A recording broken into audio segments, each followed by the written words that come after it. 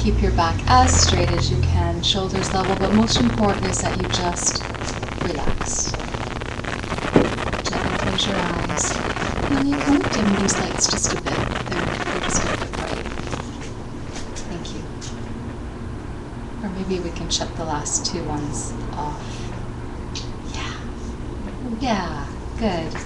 Better? Okay.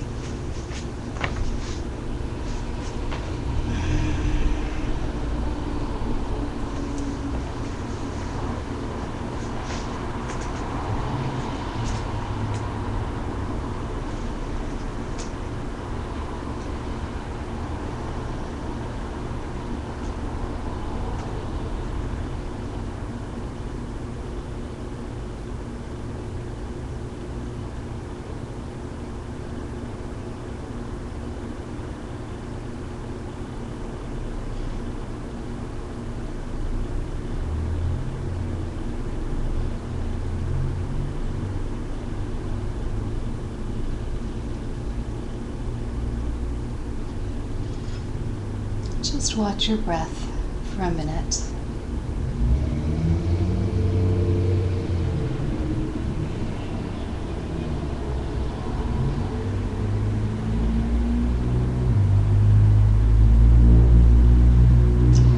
And it's always useful to remind ourselves why we are here meditating.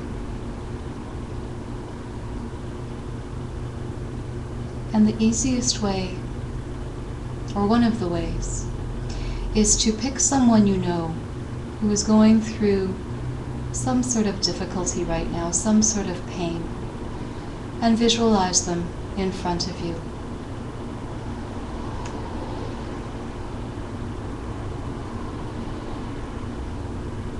Try to get very, very clear, so clear about their suffering that you get a feeling in your heart of how unbearable it is to not be able to do a damn thing about it.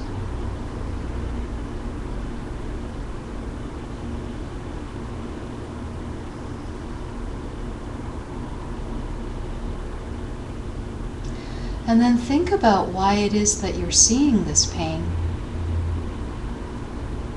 how it's actually coming from you.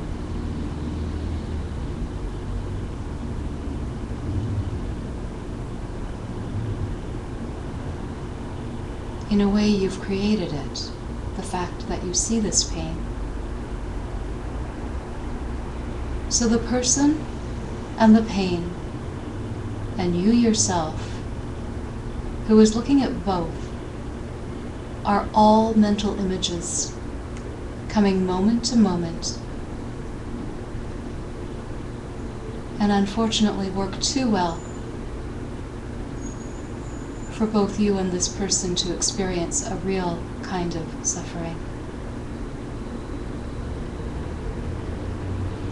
But the way you can stop it, the only way you can stop it, is to learn how these mental images are created in the first place.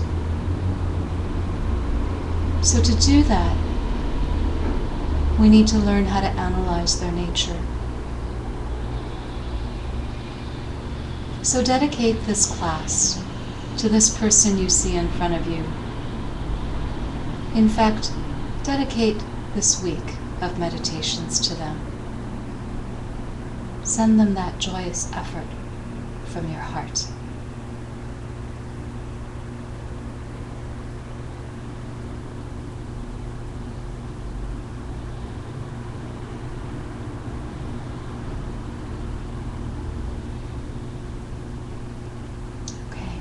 When you're ready, you can open your eyes and we can begin.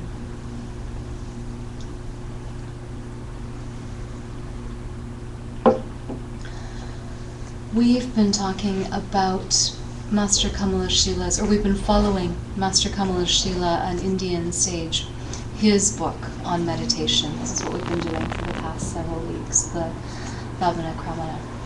And what he's been doing is getting us to look at how we see our world. And from about a class or two ago, we came to the conclusion, or he helped us get to the conclusion, that everything is actually a mental image. Like, I'm totally leapfrogging ahead, so if you haven't been to these classes before, you might want to listen to the ones that preceded it. Or, it might be sometimes a slippery pig, right, Lori, where it makes sense one day and then the next day it's like, what was she saying again, So this is how emptiness is, actually. But we've been really trying to get at it with our intellect, because a solid intellectual understanding of emptiness is a really good foundation so that you can flop over into the visceral understanding of it, the felt knowledge of it, and with the right seeds, not the right seeds, well, actually it is the right seeds, the virtuous seeds, the seeds of love, the seeds of compassion, the seeds of trying to understand this stuff, it will flop you over into the direct perception of it one day. So this is what we're striving for, right? This is why we're beating our head against the emptiness wall and trying to figure it out. So over the last few weeks, Master Kadmul Shila has been giving us some pretty convincing logical arguments to struggle with. And he was first helping us divide our world into physical and non-physical things, non-physical being primarily consciousness. And then really delving into each of these things, be it non-physical or physical, by looking at them in a certain way. Now, you could pick any quality, but he gave us the argument of single, or like one or many. Like, is something one thing or is it many things? And we had the sort of the mental gymnastics around that, and really logically it's a no-win question, because there is nothing that is just one thing. One thing can be infinitely divided into smaller parts, and you also can't say that it's just many parts, because then you would have many things, and yet we had a pen with all these different parts to it that looked like one thing with many parts. So there were these sort of mental gymnastics going on, right? Really, at the end of that, we were trying to get to the fact that it's not the way, things are not the way they appear to be. They're not the way we think they appear to be, because our mind has us convinced that things come at us and not from us. So that was what we were doing for the last few classes, and then got to the conclusion, which is actually a Prasangika conclusion. This particular school of Tibetan Buddhism in the lineage of the Dalai Lama has various levels of understanding of emptiness that we do study, but we're coming from the school called the Madhyamika Prasangika, the middle way, and then in that it's the Prasangika part of it, which is actually translated as a ridicule. Like, it's a school that actually gets to a lot of their clarity through really, really powerful intellectual debate. And the debate is done in a way that you take everyone's information and you basically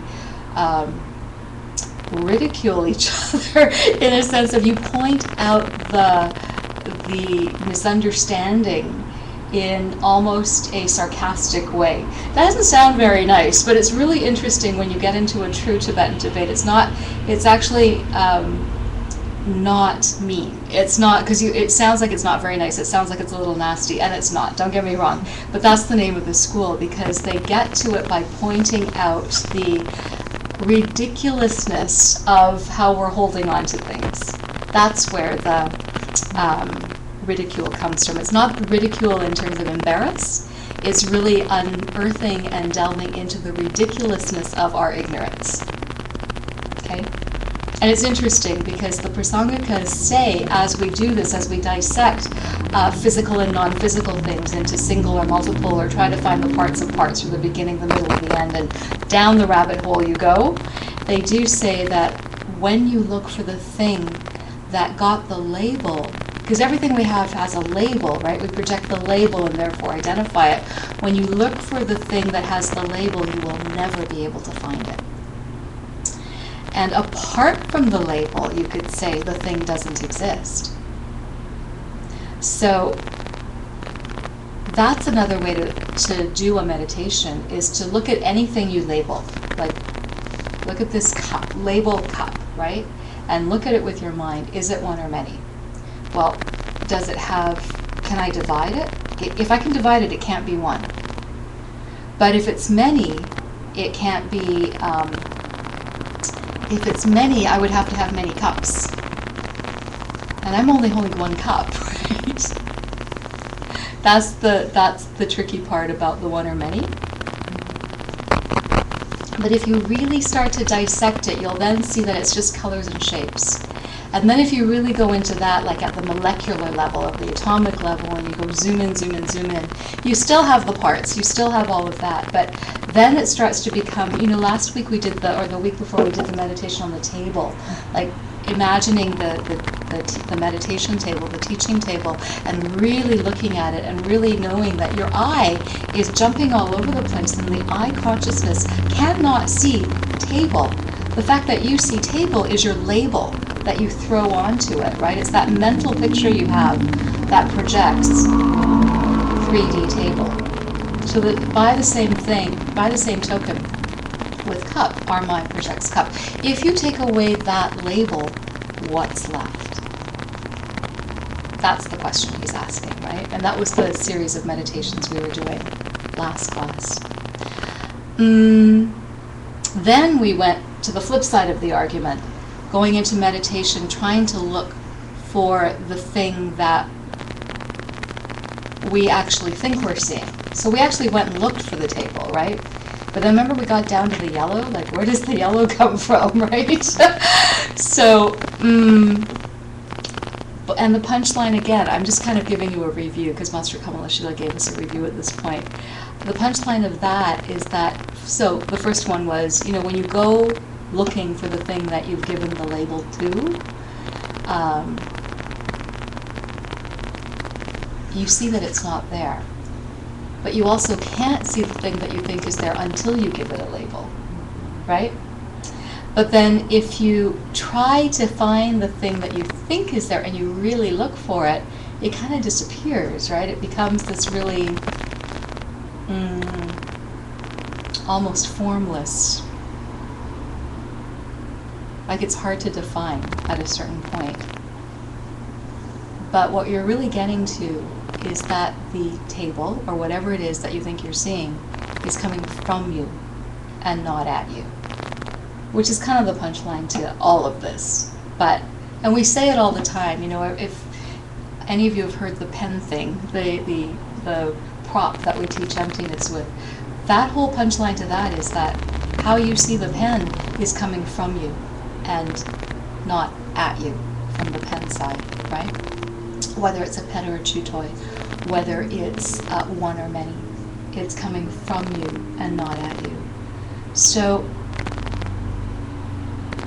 the other thing that we did was we really dealt with the I consciousness in the past classes, because most of what we think we see it because we see it with our I consciousness, right? It's one of the most powerful of our senses. We did delve into all of our senses, smell, you know, sometimes sound is easier to grasp emptiness because sound is so obviously fleeting. Sound is so obviously impermanent. By the time you even say the word sound, it's over, right? But of all of our sense consciousness, sight is one of the most powerful. Like we are attracted to things, or we find that we have aversion to things, generally speaking, by our sight. I mean, you could argue with me. I mean, I think we have aversion to things sometimes because of our smell, or, you know, if it's a grating noise. But again, you know, it's not just because it's loud, right? You might hear a loud, like you might hear your favorite song and actually want to turn it louder. So it's actually not the volume that's the thing that's making it pleasant or unpleasant, right? So we really dealt with the I consciousness. And, you know, the problem with that, relying on the I consciousness, is that it is so convincing. It's so convincing that things are as they appear. So we were doing a meditation on that, right? And as I said, sometimes it's easier in meditation, because you're actually not looking at anything anyways, to actually work with the hearing. because that is more tangible at that point. And then we applied that same principle. Is it one or many? Is it really coming at me, or is it coming from me? To our moments of consciousness, to our own mind as it shifts, right? And if you're wondering what I'm talking about, we talked about how the past cannot touch the present, cannot touch the future. And in fact, there is only ever the present, because the past doesn't exist. That's why we call it the past. It's over. But your memory of the past is a present day experience, right? And even the future, like, we can anticipate, but the future is never what we think it's going to be like. And when it actually comes, it's not the future anymore, it's the present, right? So same thing, they can never touch. And we went through that whole argument. So after all of this, I've kind of given you the last 4 weeks in 10 minutes. So good class to drop in on, Leslie. But after all of this, and it was all really intense, Master Kamala Shila says, okay, great job, you guys. Great job for battling with all of these intellectual concepts. Great job on the wisdom of contemplation. So out of the 6 perfections, we're on the 5th one. I thought we were on wisdom. We're not there yet. We've only been on the perfection of contemplation, right? And he says, now that you've contemplated these subjects deeply in an intellectual way, now we can get to learning how to really meditate. Okay? And then he switches gears and really gives us the pep talk about shamatha. And the one beautiful thing about 3 Jewels is that we've been doing a lot of shamatha practice lately, ever since last winter, if not before, with Holy Doug Vienhoff's teachings and our great pledge that many of you helped us or participated in last winter. And we have shamatha Sundays that are here. And shamatha is the platform of stillness that we need to really get good at in order for our mind to then focus on emptiness, actually, in a very direct and clear way. So he's really giving us the pitch now about how we really have to develop our meditative stillness, and how it's really the thing that will help us progress, and that we won't really make progress if we can't cultivate that stillness, that ability. And it's a trainable ability. It's just like learning how to play the piano or learning how to do anything like an Olympic sport or anything to the level of expertness. It takes practice, right? It takes repetition. So really what Master Kamala Shila is doing for us now is trying to boost up our motivation to get really pumped up about wanting to do this. It's that joyous effort I mentioned at the beginning, at the end of our beginning meditation, where we really want to be so interested in understanding emptiness, not only intellectually, because you guys have been doing a really good job about that for the past 5 weeks, but to really, really, really feel it deep inside your heart, at a level that is beyond words, at a level that is beyond intellectual discourse. And he now even stops comparing it to any sort of description. He really starts to talk about this stillness, this awareness, as a light. And he compares it to light, that it's like the closer we get to this non-conceptual understanding of emptiness, the more radiant this light. It's like a light becoming more and more radiant. That's his analogy. Okay? As we move further and further away from the conceptual and closer to the direct experience of understanding emptiness, you will notice that within you there is this light that is just getting brighter. And then it's really interesting. He gives us some explanations and it's really clever the way he does this, because when you start to get good at meditation, and we all have different proclivities. So some people will be more visual, others will be more auditory, or maybe you're more empathetic. Like there's different ways that you might experience your heightened state of stillness. But there's a couple of ways to meditate that Master Kamala Shila recommends to find your particular flavor. And there's one is called repulsive meditation, and the other one is called consuming concentrations. So the repulsive is something that actually is taught in the monasteries. It's actually taught as an antidote to both dullness, which can plague you in meditation, where you get really distracted to the point of sleepy, and you're just kind of nodding off, or you're not so motivated to do your meditations. This is the repulsive one, and or if you're too attached to this physical body or to things, like to the physicality of the world. The big example that's given in the Vinaya is actually Lord Buddha taking a disciple down to hell and then also teaching this disciple to, because this monk was having a hard time separating his desire for women, basically, from his practice. And he was taught this repulsive meditation, which is also called the skeleton meditation. And what you do is you visualize everything, including yourself, rotting and decaying. Not only your own form, but the form of people around you and the world around you. Like you just decay it. You just completely let it go to rot. And you spread it out to the entire world. It's supposed to stop your craving for this life, for things in this life. Sounds a little gruesome, doesn't it? But apparently, if you get really good at this, you will, the upside of it is, or the end result of it is that you do get really, really, really motivated to get good at your meditation. Basically, when you get good at it, you're not feeling the repulsion anymore. Like those things sound very repulsive, right?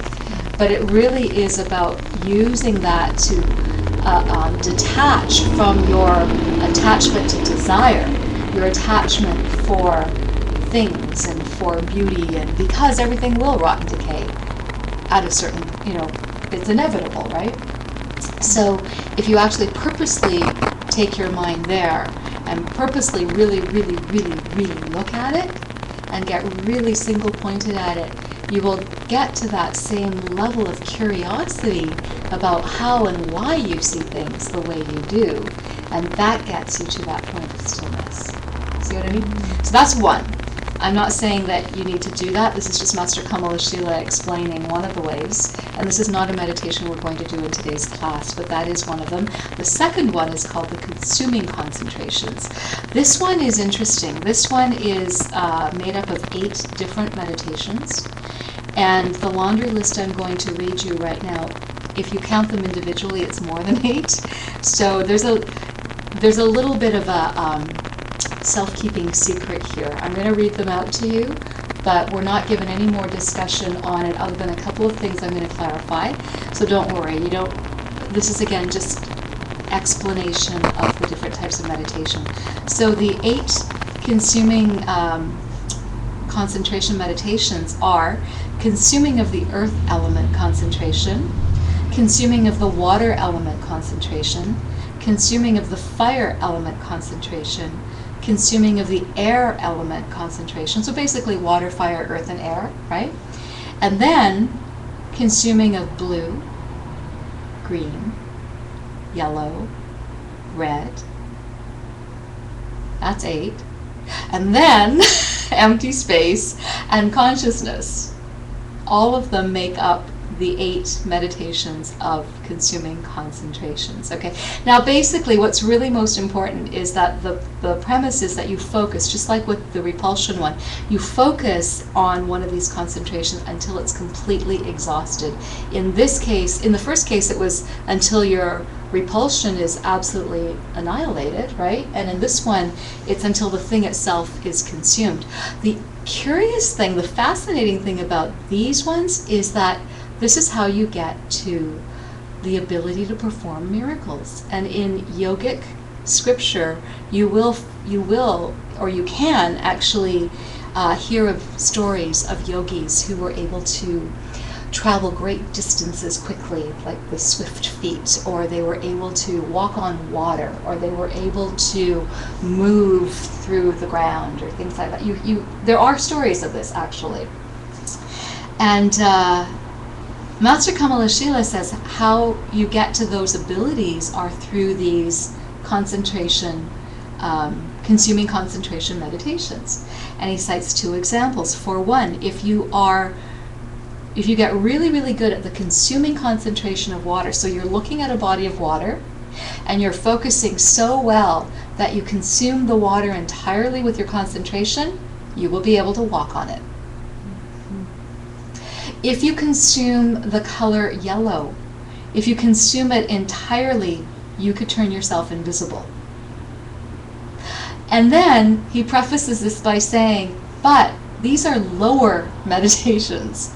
And this is what all the yogic scriptures say. They say, don't get distracted by certain cities, certain powers that appear to come to you through your meditative skills, because they will come to you. As you get good at meditation, certain abilities will come to you.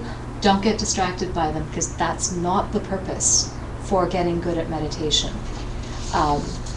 In his own time, for Master Kamalashila and some of the sages, some of these abilities to perform these so-called miracles did serve them, but that's always the litmus test too, right? Like, if it is for the greatest good for the most amount of people to demonstrate something like that, then sure.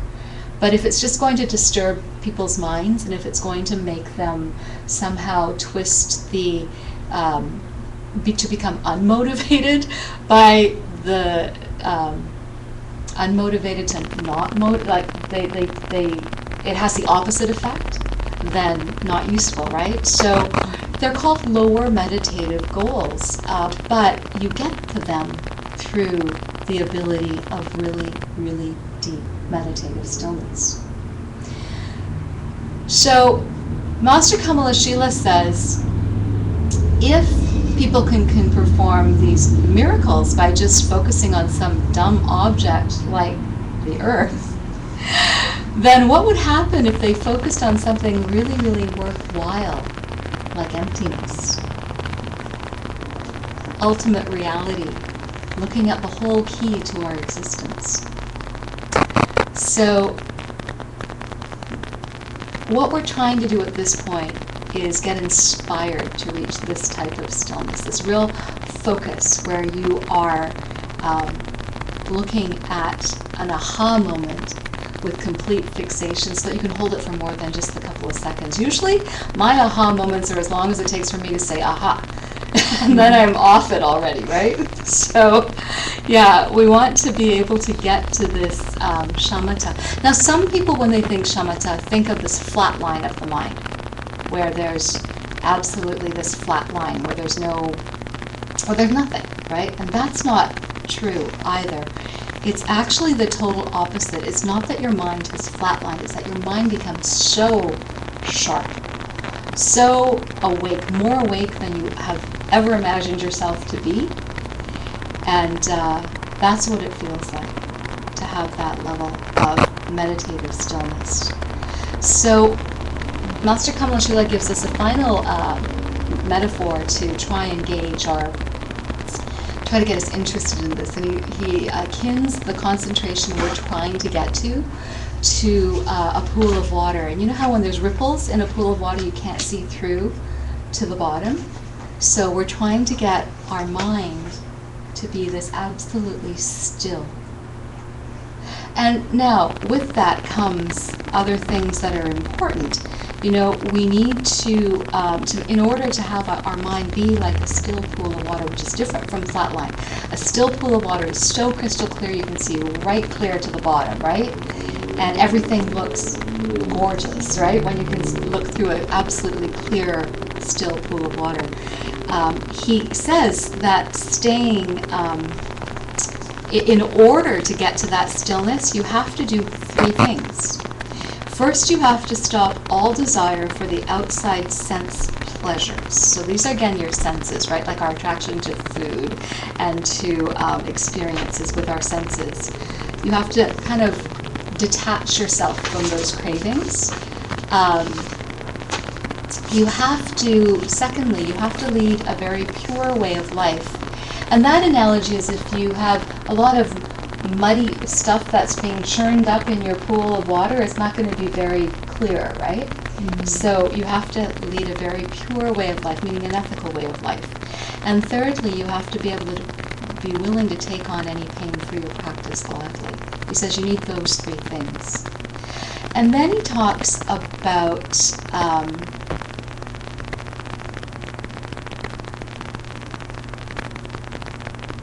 how these all build upon each other, and he continues on.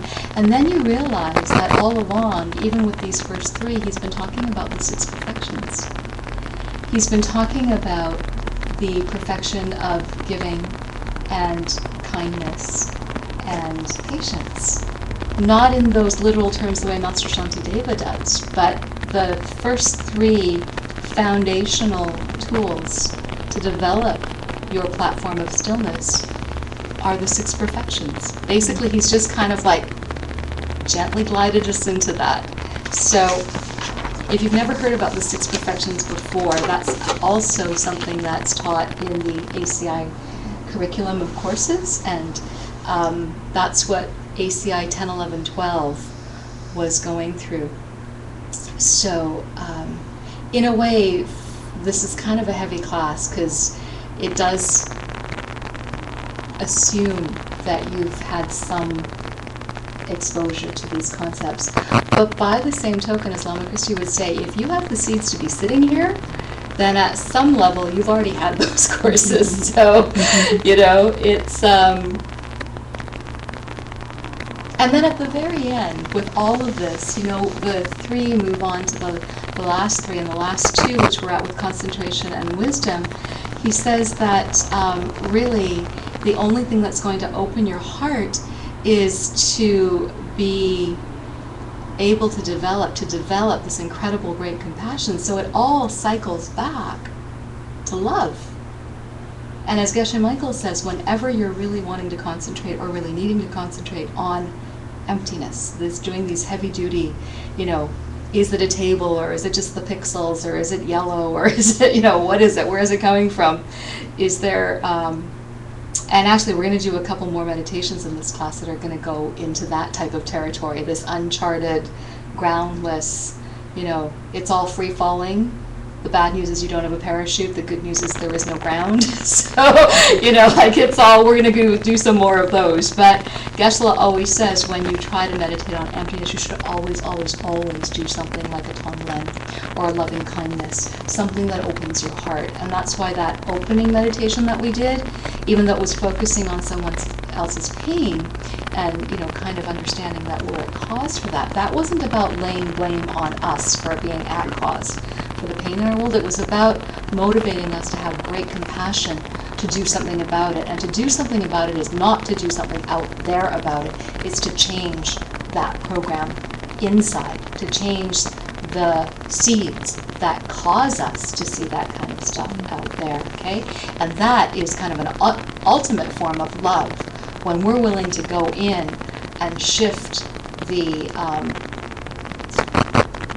very core of where all of this is coming from, right? So always do a heart-opening thing like that. And then because Master Kamalashila was talking about the 6 perfections, the 6 perfections actually come from Master Shantideva. He's another sage in our lineage. And Master Shantideva does really talk about breaking down the barriers between ourselves and others to help cultivate this great compassion. Okay? That's a whole other series. We will revisit them again on Wednesday nights. There's a whole module of compassion meditations from Master Shantideva that are beautiful. So something to look forward to.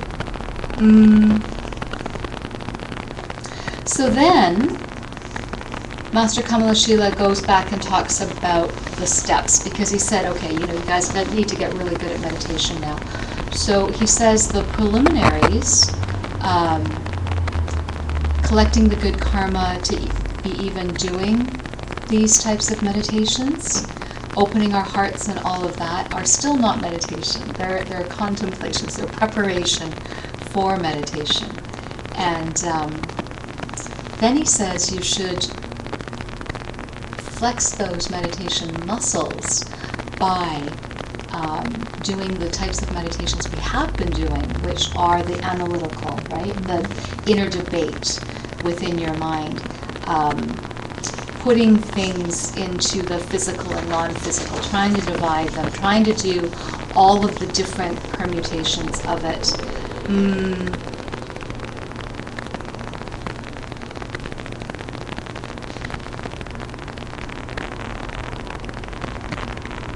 Yeah, just all of the review type things. And again, these are just getting the mental gymnastics, right? To get the mind pliable, to get the heart pliable and open to the deeper type of contemplations. So then we're going to now move on from Master Kamala Shila to Master Nilchur Dhamma who's going to explore how we can use our body, our very own body, to establish stillness and extraordinary vision. So we are going to do a meditation now. Okay, so get comfortable.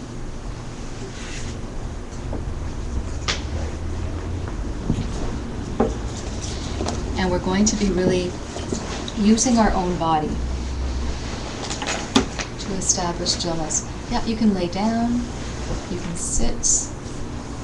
If you're really sleepy, you can stand.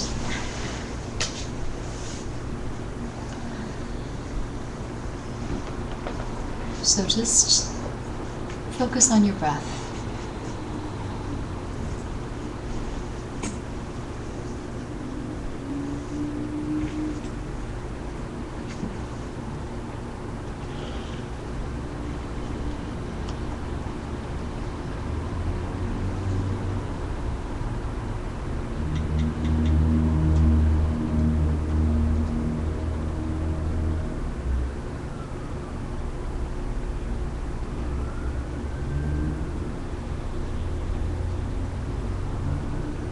Watch your breath for a minute.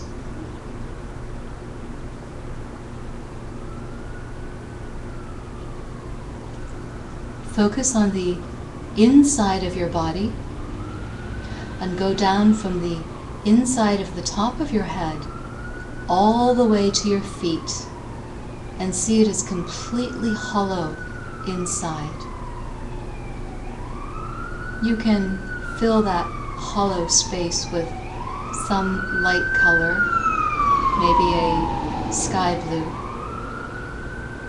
But be sure to get all of the little nooks and crannies, all of the little detailed spaces, like your fingers, your toes, the inside of your ear. Everything is hollow.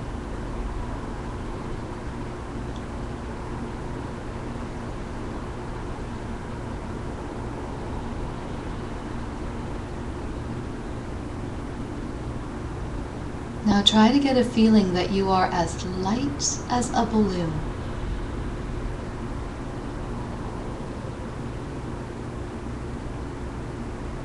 Your outline is thin, just like the skin of a balloon, and you could just float away.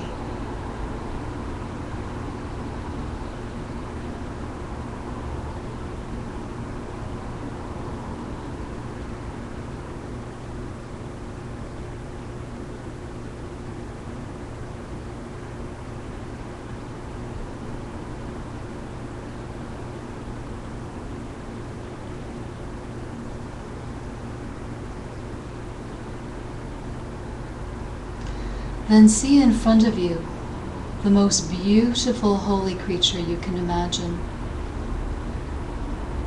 The being who you would like to become. Try to picture them in great detail.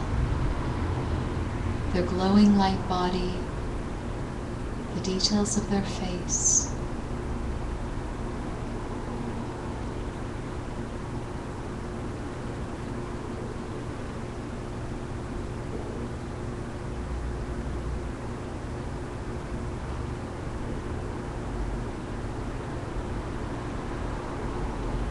They are positively glowing with a light that comes from their body. It's the light of their ultimate compassion. And it's like bliss to them.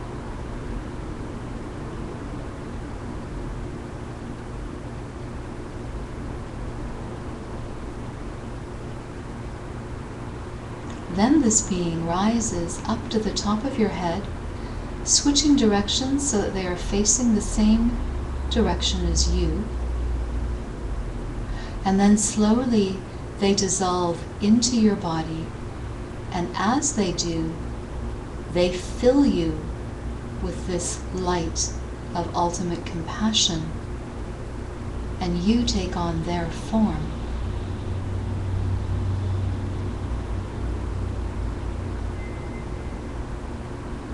So now picture yourself as this holy angel being. Go through what your face looks like now, and each part of your body.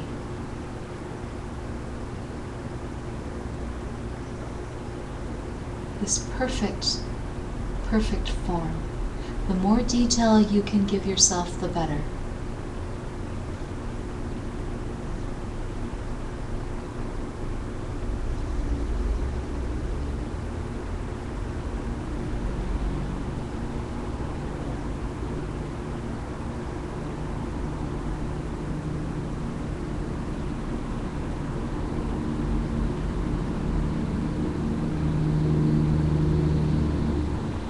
Try to now fix this image of yourself as this being in your mind. Don't let it slip away into something else.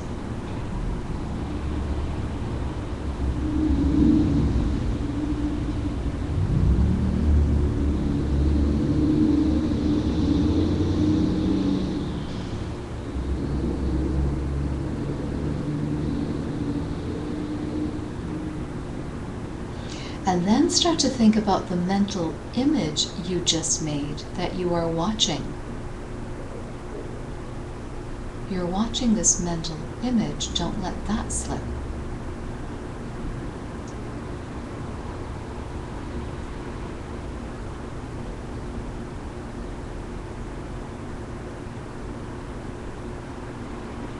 How is this mental image different from the mental image you normally have of your own body?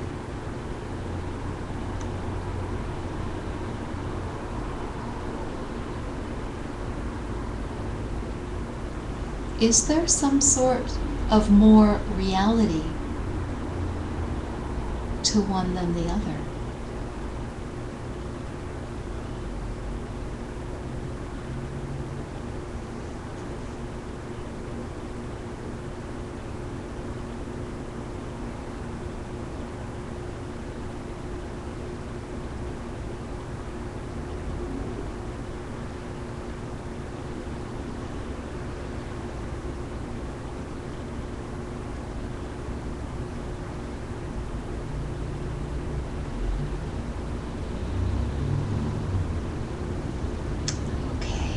You can gently withdraw from that, and when you're ready, come back into the room.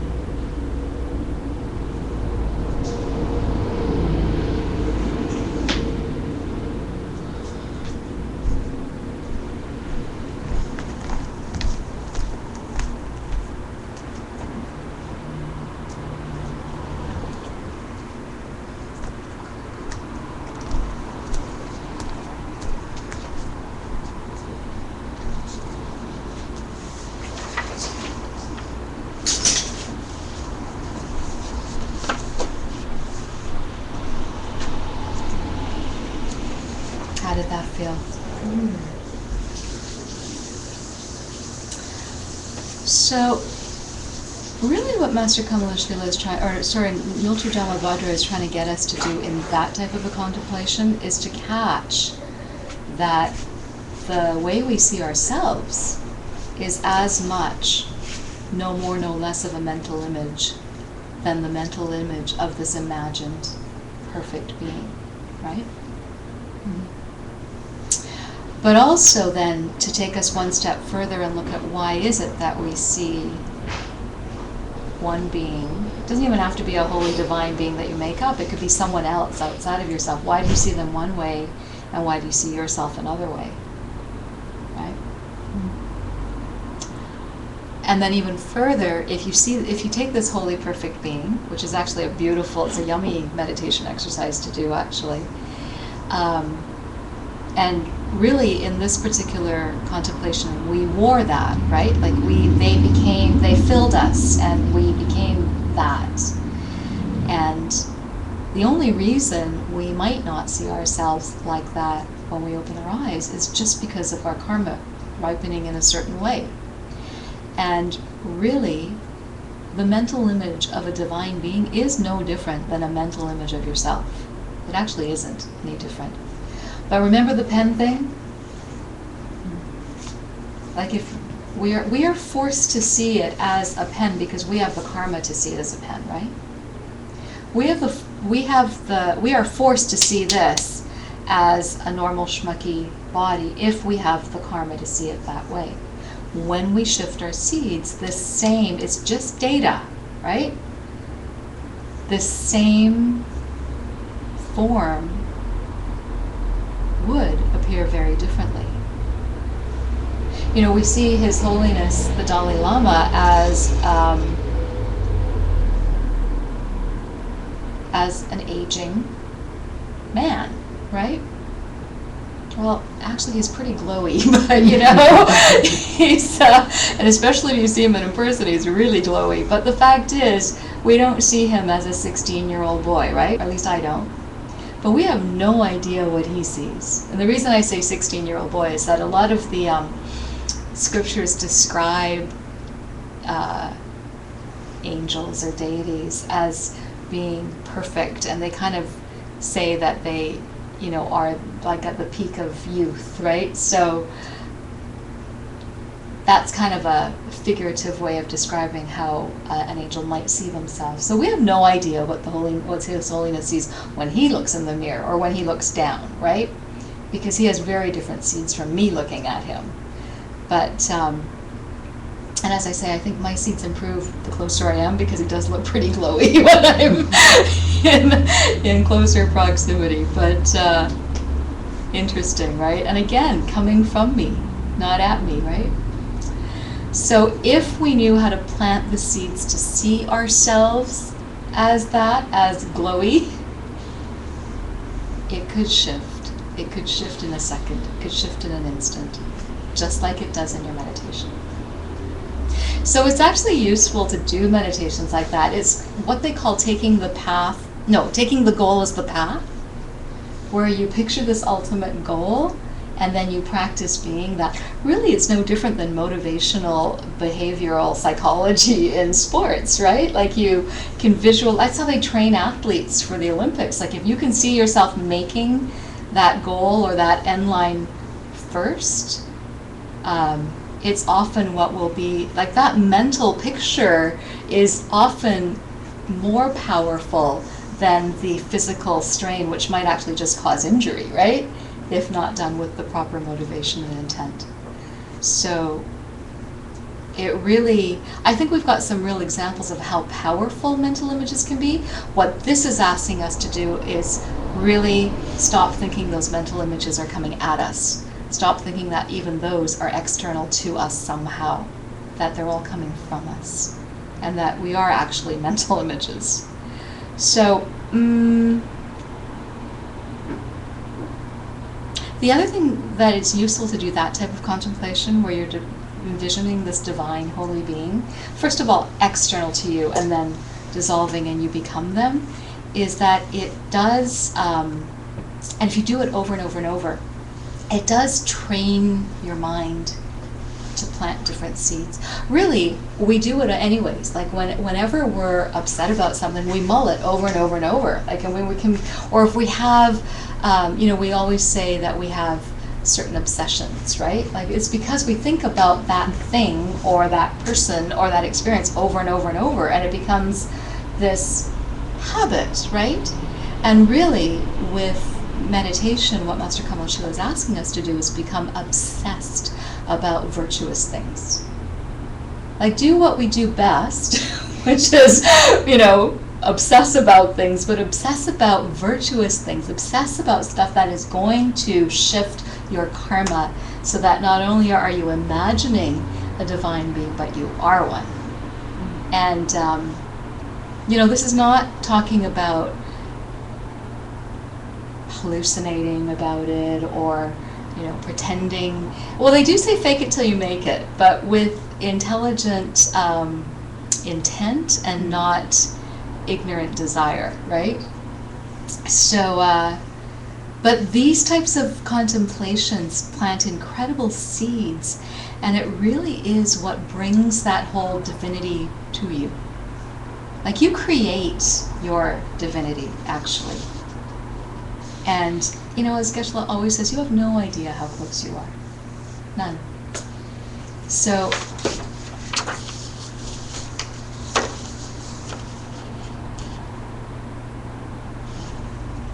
it really is about planting the right seeds.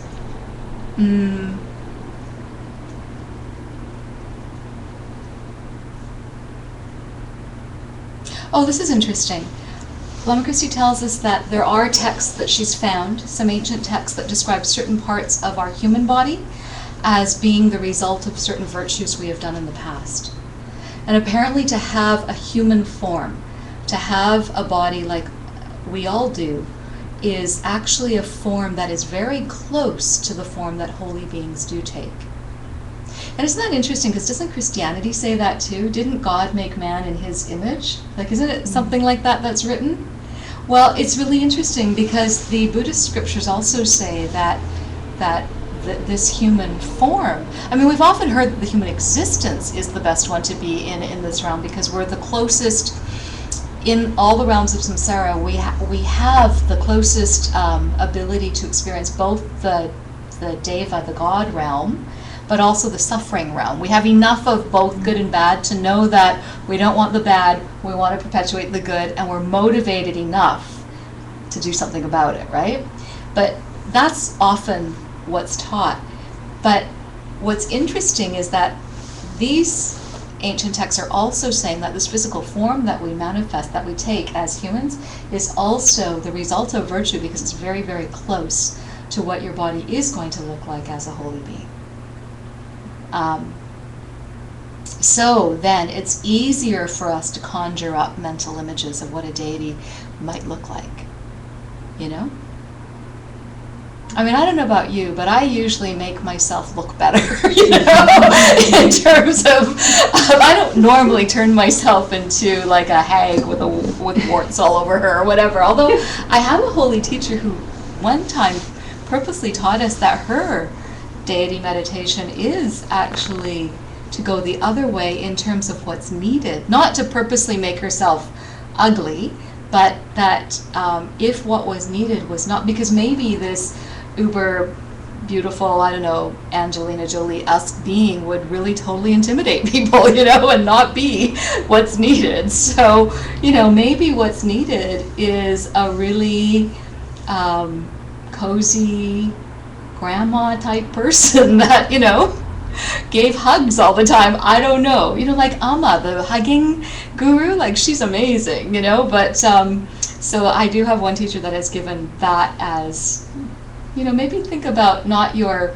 picture book, what consumer society teaches you is the concept of beauty, but what really is divine, right? What really is beautiful. It's interesting to try on those different things, but anyways, we're going to do one more contemplation from Master Nilchu Dharmabhadra, and this is actually from the Mahamudra, from the commentary on the Great Seal, and this is one of those groundless meditations, so this is a good one to take into the rest of the week.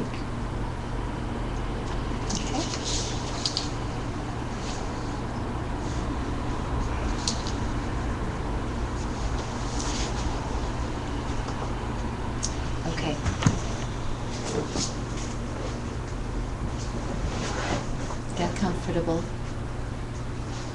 Just watch your breath for about a minute.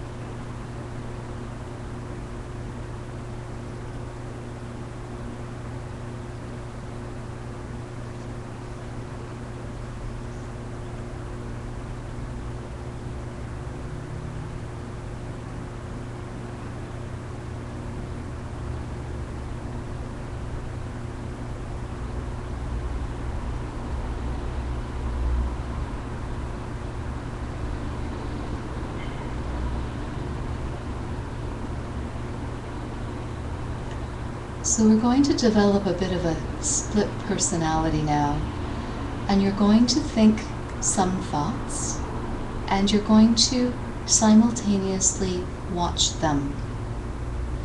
So there's your little watcher self that's going to go into the corner, and then you'll just let your mind relax and let whatever thoughts come to you, but very carefully maintain this watcher. And don't follow any train of thought to the point that you would lose this awareness. This exercise in and of itself is mainly to develop awareness, watching the mind at work. Now, as the thoughts come up, try to focus on them as mental images that are coming to you moment to moment. You're shifting karmic seeds, ripening.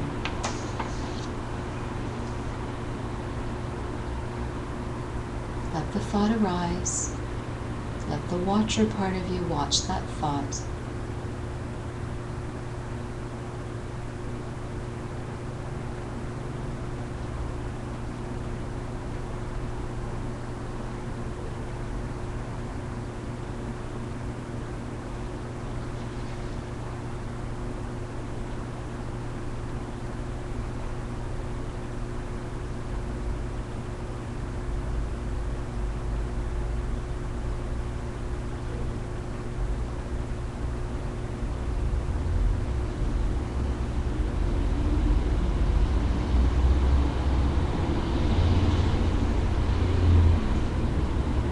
Does the one who is watching have control over the pictures that are coming up or the thoughts that are coming through?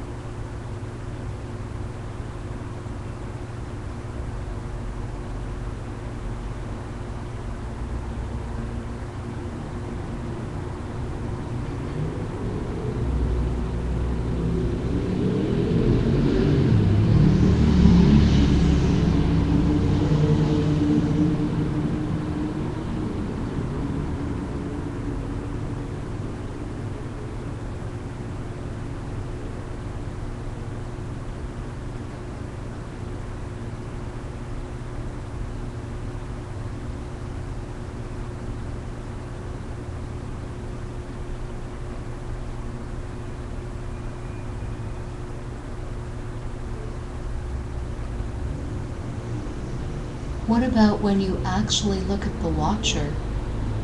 Can you watch yourself watching your mind?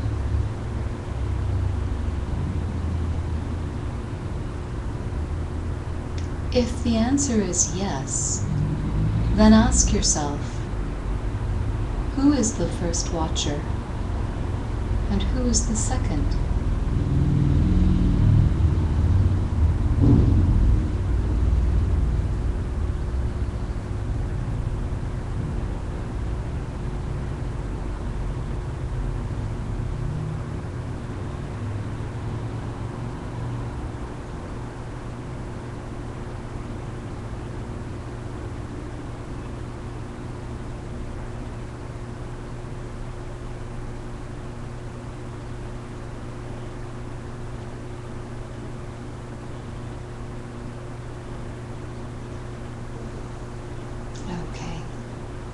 So bring that to a close, and when you're ready, you can sit back up.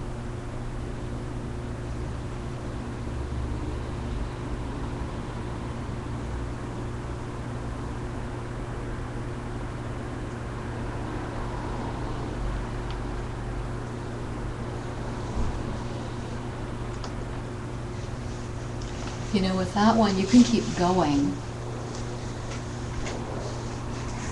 with the watcher doing the watching, watching the watcher, watching the watcher.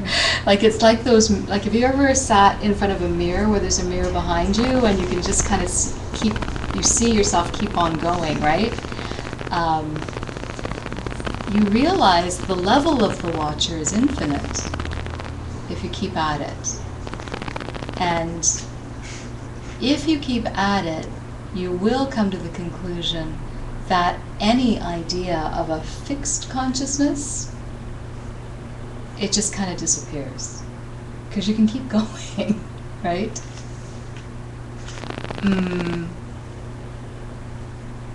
If that starts to get too groundless, go back to the one we did last week about the subject and object, you and whatever you're experiencing coming from that same seed, from that same moment, okay? It's good to, it's all mental gymnastics. It's all getting your meditation muscles stronger, right?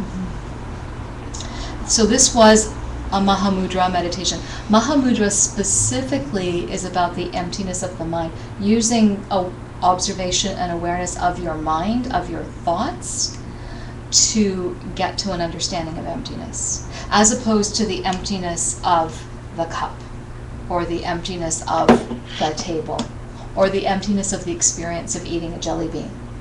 Like, you're now actually using your mind as your object of meditation. Okay? So, and last week we just quickly, or the week before, we quickly ran through the 6 flavors of emptiness. I think I kind of mixed it up, but that comes from the Mahamudra toolkit for understanding emptiness. And it's good to kind of toggle back and forth. So what Master Nacho Dharmabhadra has done very cleverly in those 2 meditations, the one before with the holy being dissolving into you and then really getting the idea of the mental images, and then this one where it's the watcher watching the watcher watching, and it's totally about the mind, right? What he did was he actually just gave you 4 different contemplations. And it's divided into 2 parts, the body and the mind. So he gave us a stillness meditation for the body, and then a meditation for the body that focuses on the emptiness of the body by exploring mental images, right? Like, is the mental image of a deity any different from the mental image you have of your body? That therein lies the emptiness of the mental image. Okay? And then he gave us the stillness of the mind and the meditation for the mind focusing on emptiness. So this, where you were watching your thoughts and having a watcher watch your thoughts, is the stillness of the mind. But then getting to the emptiness of it was having the subsequent watchers, right? Anyways, don't worry about it, but that's actually what he was doing with us. So it's very layered, it's very deep, and really he's just asking us to practice at whatever capacity we have, because all of this will get you to a deeper understanding of emptiness. But always preface it with love, always preface it with a compassion meditation, Tonglen, giving, taking, however, loving kindness, however that appeals to you. And then these ones are pretty advanced, actually.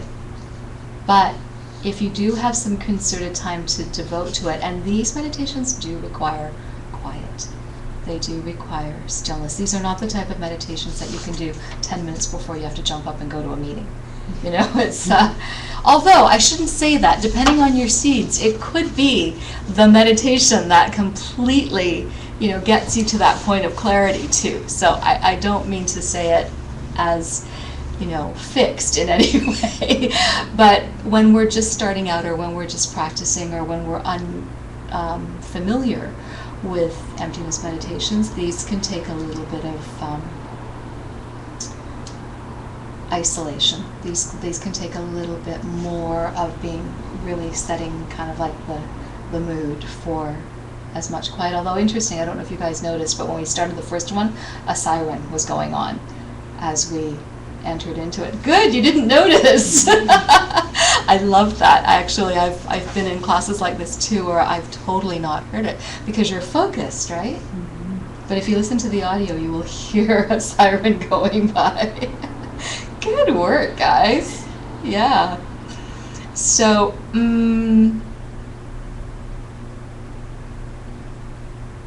so that one where we were watching our thoughts, right? That's a really easy one to just kind of float off into dullness. So you do have to be kind of careful about that. It's easy to not be focused and to let your mind wander when you are focusing on the mind, when you are focusing on the thoughts. So sometimes if you are prone to be more intellectual, it is actually easier to focus on emptiness of the thought as opposed to the just letting the thoughts float and then letting the mind watch the mind watching, right?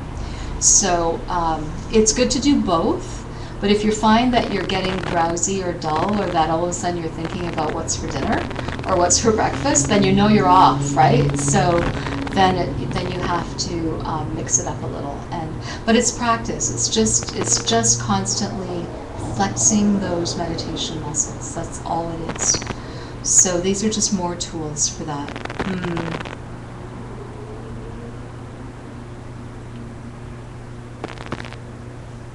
So just to review that one, you're watching your mind, watch yourself watching the mental images, okay?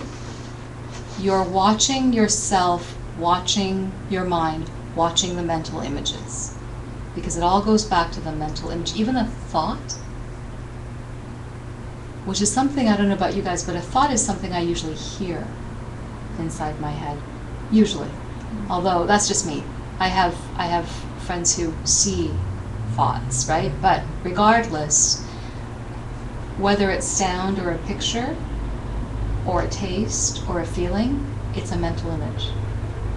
And there's a certain part of your awareness that is always watching, because that's what we call awareness. You are aware of your thoughts, right? So that part is actually something that's with you all the time. So it's not like you're trying to create awareness. If you're awake, you're aware. And by the way, even when you're asleep, you're aware, okay? Like the karma cam is on 24/7. But what we're trying to cultivate with this meditative gymnastics that we're doing is you're trying to separate the ability to have the thought and to be aware of the thought, which are actually two different things. And neither are fixed, okay? Because remember, I think I've said it a long time ago, but there is no projector. There's just the projecting. That's the tricky part. Because my mind wants to grow. No, there is I'm the projector. But then if you do that one, you can keep the I keeps going back and back and back and back and back, right? So it's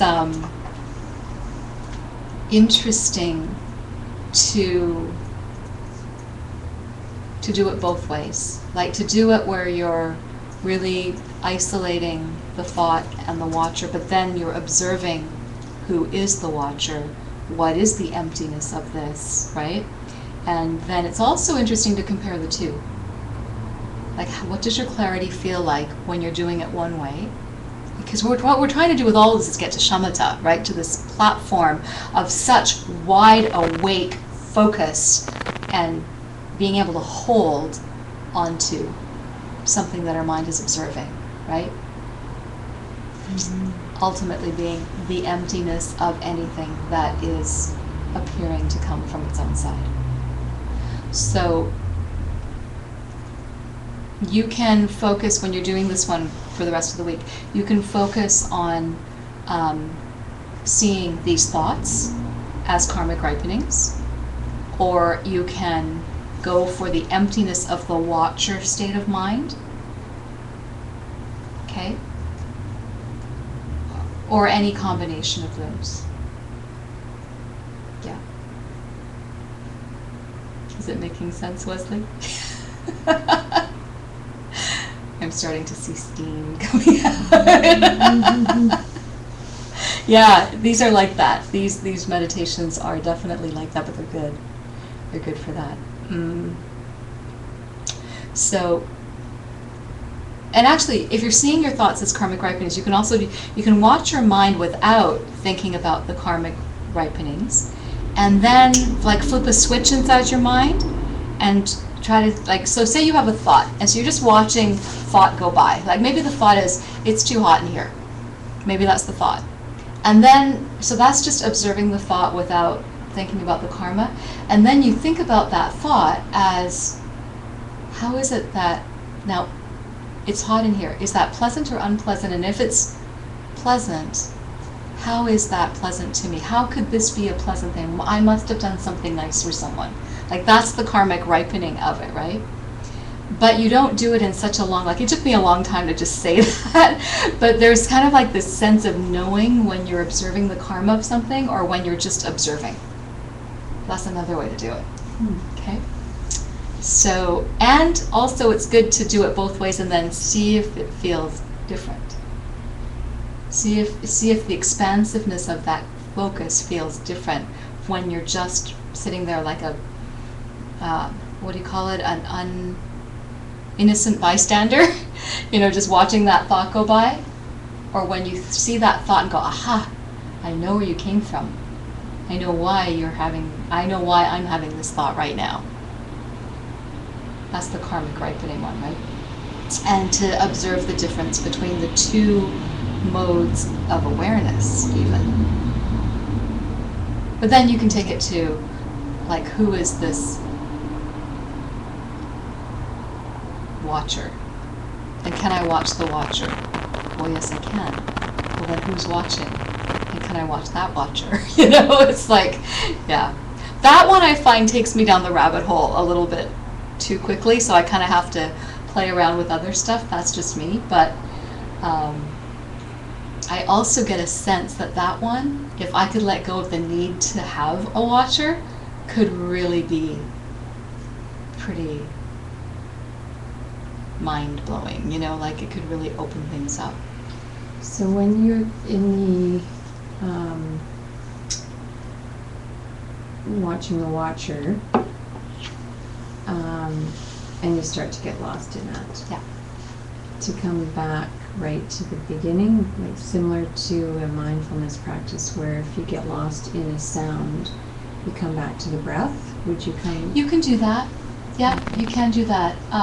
Because sometimes when you go out there, it can be a little scary. Like you can actually start to get a bit of panic or fear. Now, if you can ride that, like you're riding a wave, it will pass and you can keep going. But if it's feeling like it's too much, you can come back and start from the breath again or start from the love again and keep going. It's like surfing. Like you just try a little bit, you get used to it, you come back, you hold onto your board a bit more, and then soon you'll be able to let go and just ride it, right? Mm-hmm. Yeah. So those are the meditations for this week, and personally, I think that they're really cool. I also like the table one from last time, but I do feel that this was a really significant one for me. The thought, separating the thought from the awareness of the thought, and then adding that layer of awareness of the awareness of the thought. That's another way to say the watcher watching, right? So again, we're doing this all the time. We're aware of our thoughts. We're watching our thoughts, but separating them out like that is just, we're just trying to create more space, right? Because we're trying to catch the mental image. That's all. Any other questions? I don't know if it's a question. I had this experience during the last Shamatha retreat. Yeah. Where I could see many levels of the mind and many voices, and it looks a little trippy. It feels a little trippy. And so I wonder where. Are your meditations auditory? Like, are you actually hearing? When you say voices, I see and I hear. Yeah, cool. Both, yeah. So I wonder when it's too late to stop. When you're like so totally lost, because you can't tell anymore who's the watcher of the watcher. And you shouldn't, because if you're still able to discern, then you're not actually letting go. Like there is quite a bit of surrender that has to happen. And I don't know about you, but I like to be in control, so that's hard. So if you're getting there, though, that's a really, really good sign. And you know what? You don't have to worry about whether you're going to pull back or not. Your mind will pull you back. If you start to kind of go into uncharted territory and you're not feeling ready for it, your mind will. I think I've told you about the time in retreat where I realized I wasn't breathing. But the minute I had that, the second I had that thought, I'm not breathing, I had to take a breath. Like I had to take a breath, right? Had I been able to observe it and just observe it, right? It's like dying, right?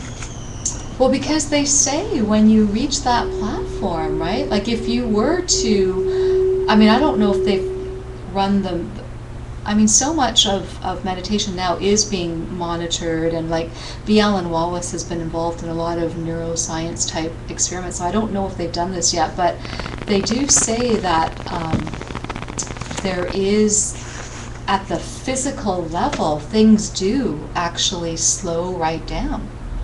And my guess is that you might, if you were hooked up to one of those heart monitors, you might appear to flatline, actually.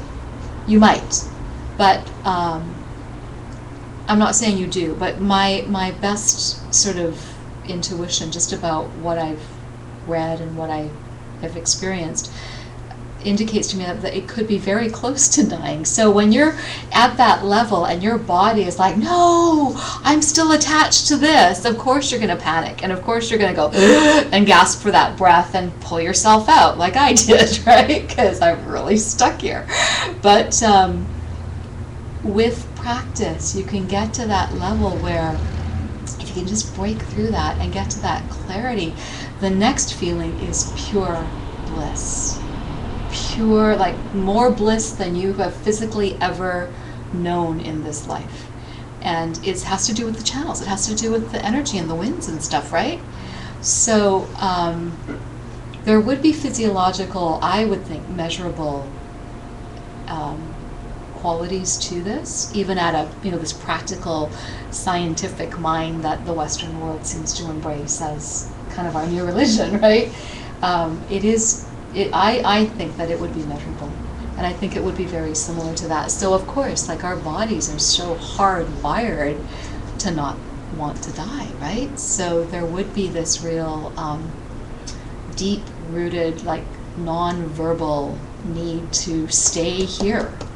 And everything we've ever learned says that your body stays here, but your mind has to actually go to a different realm. You have to get to the first level of the form realm. We're actually not in the form realm, even though this is form. We're in the desire realm. We're in the realm of samsara called the desire realm, named that way because we mostly desire food and sex in this realm. And personally, I desire coffee and shoes. But, but it's a strong desire. Chocolate sometimes too. But right, and.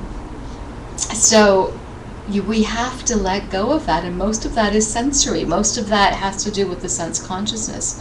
So at that level, you get so good at your meditative, what they call practiced ease, that you can just forget about your physical body and allow your mind to go to this. By the way, the Tibetans don't say your mind is here, they say your mind is here. So you allow your mind to go to this first level of this next platform, and that's where you experience emptiness directly. But from a physiological standpoint, right, your channels are dissolving into your central channel.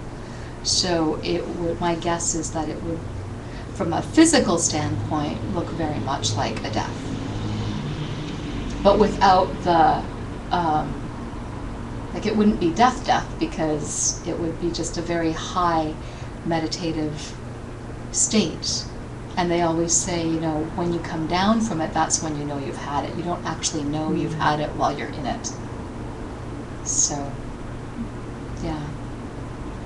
But all of that stuff that you're talking about having experienced sounds to me like you had a very powerful retreat. And then those are very strong indicators of advancement in your practice. practice. Felt like total chaos. Yeah. But it's because our mind wants to label it, right, and categorize it and somehow explain it. And I think that there's simultaneous to training ourselves to just do it, we also are training ourselves to surrender, to let go of what we think is normal. Because what we think is normal is just tied to our samsaric existence, and we're trying to train ourselves for a new normal, right? That's not to say that things don't exist. Of course they do. Of course things function. Like, we do have to be careful that we don't totally wig out the other way to say, oh, it's all an illusion and I can do anything I want. That's absolutely not where we're going, right? And there is a groundlessness, and actually this is the other risk of meditation. Like, if you get too, you could get as hooked onto meditative bliss as you could to any street drug, because it gives you that rush, that high, and it can be intoxicating. And that's why they say, that's what this class said, like, don't get distracted by, so what if you can walk on water? You know what I mean? It's like, I think that'd be pretty cool, actually, but so what? Because that's not the purpose. The purpose is to get to that level of stillness so that you can use your mind for something that's truly going to make a difference for you and for everyone else. Because the minute you see emptiness directly, you become a stream enterer, you become forever changed, you become a helper, and you really, for the first time, can help people. Up until then, we're just trying. We've got big fat training wheels on, and we're doing our best, because that also plants the seeds to get there. But once you have that direct perception of emptiness, then you're on your way. You're on your way home. So, but yeah, it can be frightening. It can be it's earth shattering, right? This existence as we know it. So, but as you've explained, Yula, you did that in retreat, right? You did that we do need to give ourselves the time and space to be able to have that type of and you were in a protected group environment with guidance from a very good teacher. So it's definitely, I mean, I have heard stories, and I've actually seen people who have gone too far, too fast, unguided, and it can be very much like a psychological break or a schizophrenic episode. And then it's not virtuous. It's not virtuous to be what Lama Kimberly calls a bliss monkey, where you're just floating up here, right? Because it feels good, and you just want to be there. It's not what it's about. But I wonder how much control do you have, Well, I think the control part, you're right, you don't, it's a ripening, but I think the control comes with the education, with the wisdom, with the proper training, And I think, and you know what? Always, always, always come back to love. Ground yourself in love. Ground yourself in, why are you doing it anyways? If you're doing it just to feel good, if you're doing it just to have, if it's all about me, me, me, me, me, that's not the reason to do it. So that's your checks and balances at every step. And at every step, come back to who you're doing it for and why you're doing it, and go back to that, and that will keep you grounded. But the whole thing about how will I know if I go too far? Sometimes we have to go too far to know to come back. That's what they call lung, right? Like, we have to all, as a yogi, how we do have lung disorders, and we know how to watch for, especially actually if any of you are about to do long retreat and never have, come talk to myself or to John or to one of the teachers who have done retreats before, because we can give you a whole download on these wind disorders, which you do have to be careful of and watchful of. And just an indicator is if you don't sleep more than 3 nights. Like, if you can't sleep for more than 3 nights in a row, you got to come out. If you're and the thing about lung is, when you're deep into it, you won't think you have it. But there's things like not sleeping. That's a dead giveaway. Frothy pee. You actually look at your pee, and if it's frothy like the head of a beer, then you've got way too much lung going on. It's a disorder of wind, actually, and you need to ground you need to really, you need to ground. You need to really come back down, you know? Yeah. Because actually at that point then you're physiologically putting yourself in physical distress, and that's not what this is about.